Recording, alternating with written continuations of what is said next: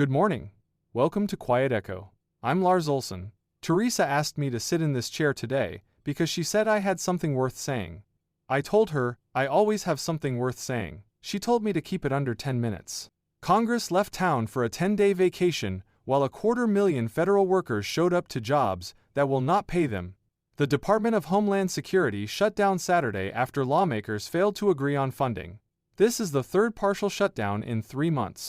More than 90% of DHS employees, TSA agents, Coast Guard members, Border Patrol officers, FEMA workers, are classified essential.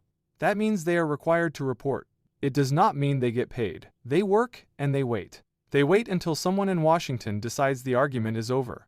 I run a hardware store. I have 4 employees. If I told any one of them to show up Monday morning and work a full shift, but I could not tell them when the check would come, they would have every right to walk out my door. And I would deserve it. That is the test. Not what you say about the people who work for you. What you do when their paycheck is in your hands. The argument behind this shutdown is about immigration enforcement. Democrats want ICE officers to wear body cameras and show identification during operations. 2 American citizens were shot and killed by federal agents in Minneapolis last month, and Democrats said enough. Republicans say the enforcement mission cannot be weakened. The White House says it will not negotiate. I have opinions about immigration. Most people in Cedar Valley do. But I did not come on this podcast to talk about the border.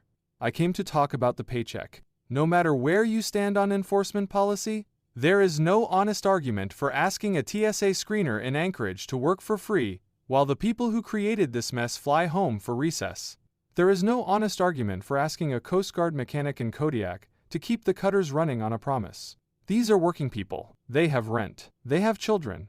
They have grocery bills and car payments and all the same obligations you and I have.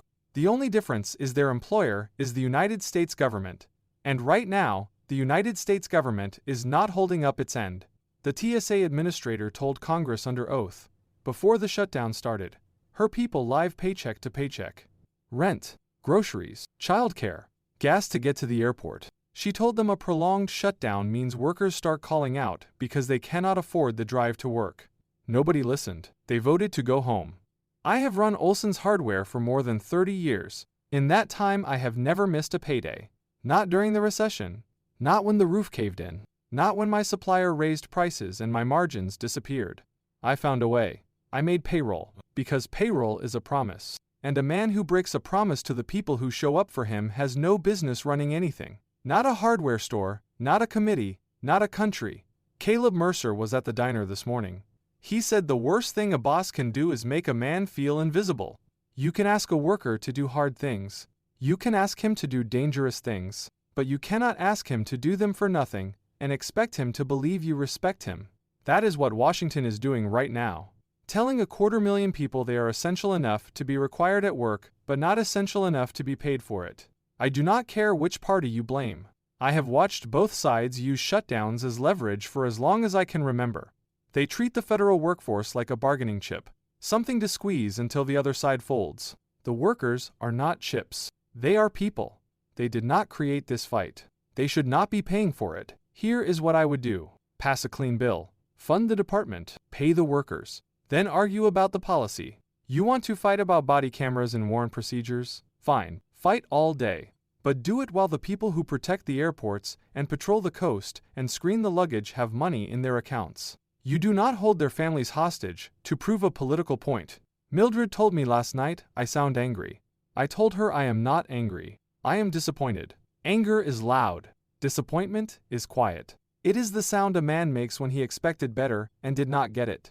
I expected better from the people we sent to Washington. I expected them to understand something every small business owner in this country already knows. You pay the people who show up. You pay them on time. You pay them before the arguments, before the politics, before the vacation. That is not a Republican idea or a Democratic idea. It is a payroll idea, and it is past due. This has been Quiet Echo. I'm Lars Olson. We'll be back tomorrow. We'll see you then. This podcast is part of the fictional Cedar Valley news series. While the people and town are fictional, the national events they reflect on are real. Want to know the full story behind Cedar Valley? Teresa, Caleb, Dan, and the community you've come to know in these editorials first came together in Quiet Echo. Discover how a small town found its way from fear to fellowship. One quiet act of courage at a time. I'll put the link in the show notes. Available on Amazon. You've been listening to the Cedar Valley News Podcast, where small-town voices meet the headlines shaping our world. From faith and family to front porches and fields. We'll be back with more stories connecting real lives to real events.